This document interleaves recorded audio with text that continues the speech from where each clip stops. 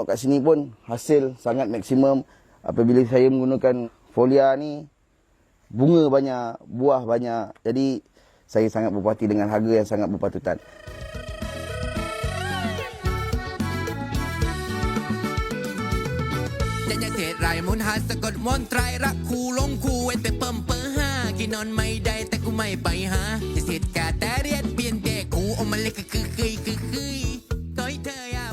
Okay, Assalamualaikum. Nama dia Ahmad Azli bin Azhar, orang panggil Ai. Jadi saya buat tanaman vertigasi timun. So sekarang kebun saya ni dekat Sungai Biuh, Lenggeng Negeri Sembilan dengan keluasan 4.5 ekar.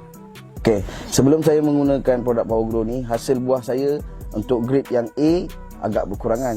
Tapi setelah saya menggunakan produk Power Grow ni, saya punya hasil Alhamdulillah untuk tempoh 2 minggu pertama memang produk hasil yang keluar semua berkualiti, semuanya A, semuanya terbaik dan semuanya cantik-cantik daripada ladang lah. Alhamdulillah. Dan sebelum ni saya menggunakan folia. So saya menggunakan folia yang berasingan, pertumbuhan lain, penumbuhan lain. Jadi apabila saya dah berjumpa dengan Power Grow ni, saya menggunakan satu saja brand fertilizer Power Grow. Memang sangat membantu.